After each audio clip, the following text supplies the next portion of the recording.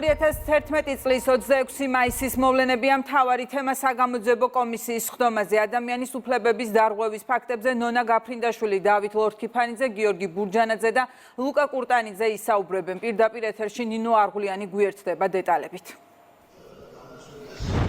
2011 წლის 26 მაისის სისხლიანი ღამის დეტალებს ამ წუთებში დავით ლორთქიფანიძე იხსენებს, ყოფილი დეპუტატი, რომელიც რუსთაველის გამზირზე თავადაც იმყოფებოდა. ისყვება, რომ ნაციონალურმა მოძრაობამ აქციის მშვიდობიან მოქალაქეებს ჯერ გასასვლელები ჩაუკეტა, შემდეგ კი სასტიკად დაარბია, განსაკუთრებული აგრესია კი ცნობილი ადამიანების მიმართ იყო, რადგან საზოგადოების ნდობა მათ მიმართ მაღალი იყო.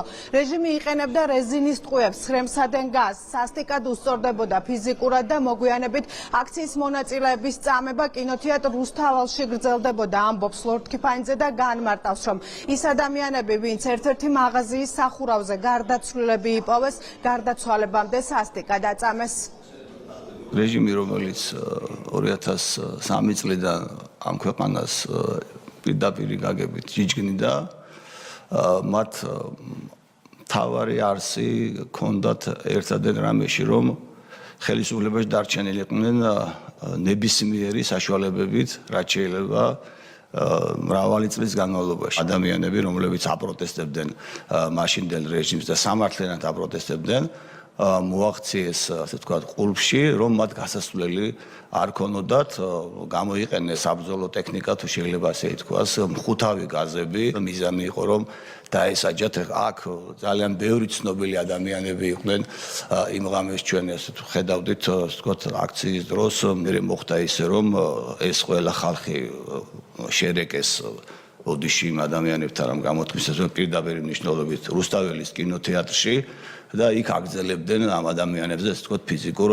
ზემოქმედებას. დამტვრევულ, დასახიჩრებულ ადამიანებს ეზიდებოდნენ პირდაპირ მნიშვნელობით, იმიტომ რომ სიცოცხლის ნიშანწალიც აღარ ჰქონდათ დარჩენილი რესპუბლიკურ საავადმყოფოში. როცა გაივსო, ასე ვთქვათ, პალატები დამტვრეული ადამიანებით, მერე უკვე უკაცრავდა იატაკზე პირდაპირ მნიშვნელობით ყრიდნენ. გათენდა და გავიგეთ ყველამ, რომ რუსთაველის, ასე ვთქვათ, მიმდებარე ტერიტორიაზე, მაღაზიის სახურავზე იპოვეს ორი ადამიანის გვამი. თითქოს ეს ადამიანები ელექტროენერგიის, ასე ვთქვათ, ზემოქმედებით დაიღუპნენ. მე ვიყავი დასაფლავებაზე ჩასული. როცა მივედით დასაფლავებაზე, ძალიან გაკვირვებული დავრჩი, რომ რა ვიცი, 10-15 კაცი თუ იქნებოდა ეზოში დასაფლავებამდე, მოვიკითხეთ და მითხრეს, რომ აქ ვინ მოვა დასაფლავებაზე, უკაცო, რაც ჩამოასვენეს მიცვალებულიო, აი კამერა დგას და იწერენ, ვინც მოვა სამძიმარზე ოჯახზე, მე საღამოს მიდიან სახლში და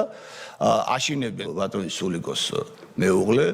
მეუბნება ეგეთ რაღაცას, რომ დათო გული ხო გაქვს ძლიერი.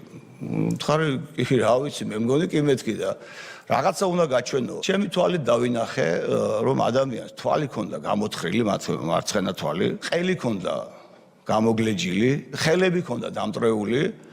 და მითხრა, რომ აი ეს არის, ხო, დენს შეიძლება ასეთი რაღაცები გაეკეთებინა ადამიანისთვისო. როგორც ოჯახს აქვს ინფორმაცია და უბრალოდ ვერ დადასტურდა ეს ინფორმაცია, სამწუხაროდ მცხეთის იზოლატორში აწამეს და იქ წამებაში, თუ შეიძლება ითქვას, ასე ამოხადეს სული.